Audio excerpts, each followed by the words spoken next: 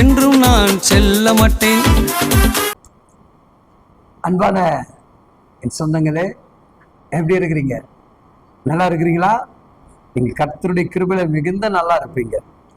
ஏன்னா நான் சொல்லுகிறேன், ஆசீர்வதிக்க பெற்றுக்கொண்டு இருக்கக்கூடிய அந்த ஆசீர்வாதத்தோடு நான் உங்கள்கிட்ட சொல்லுகிறேன், உங்களையும் ஆண்டவர் மிக நல்லாகவே வைத்திருப்பார். அல்லேலூயா.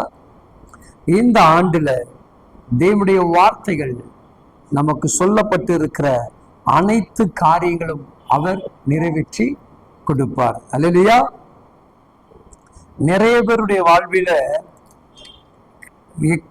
ஏகப்பட்ட சம்பவங்கள் நடந்திருக்கலாம், காணப்பட்டிருக்கலாம்.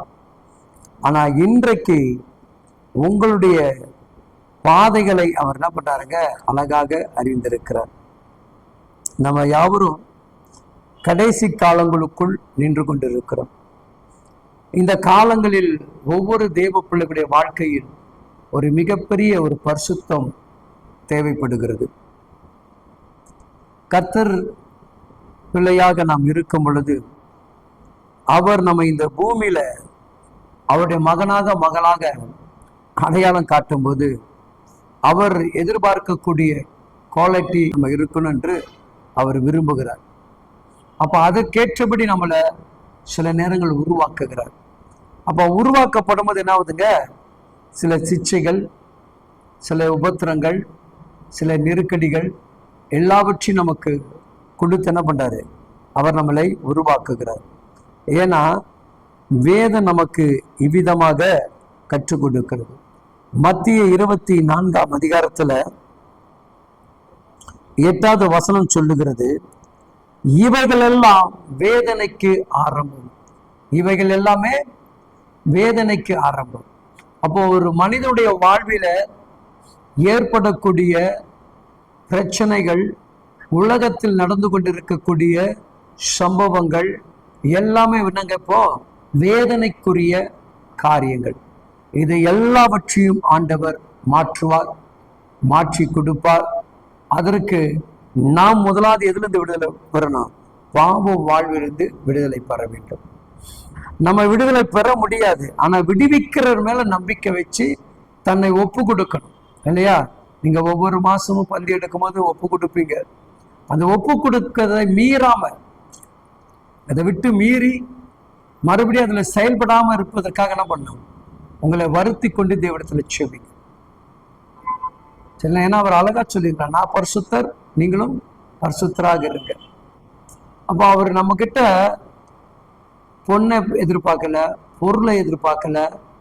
அவர் எதிர்பார்க்கறதுனா உனக்குள்ள ஒரு அன்பு வரணும்டா, உனக்குள்ள ஒரு எப்படி ஒரு பரிசுத்தம் வரணும்.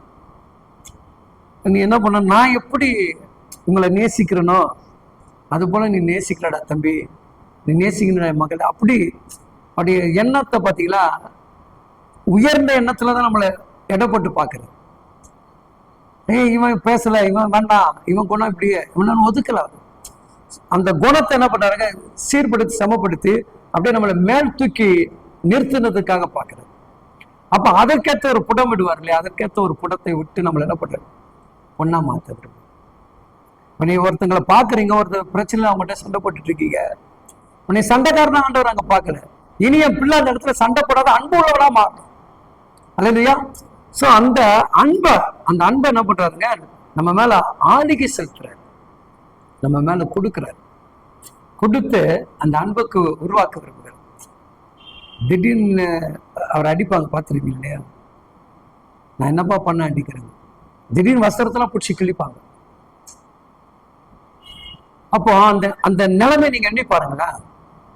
ஒருத்தவன் போயிட்டே இருக்கிற ஒரு 4 பேர் சேர்ந்து சட்டை கிழிச்சு இது பண்ணி நடுவில் உனக்கு எப்படி இருக்கும்?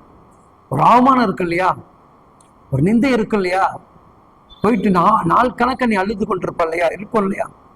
இப்போ அவ்வளவு பேர் சூழ்நிலை அப்படி வஸ்திரத்தை கிழிக்கிறாங்க. அங்க கூட அவர் என்ன பண்றாங்க, தன்னுடைய அன்பை பதிவு செய்யறாங்க. அன்பை, லவ்.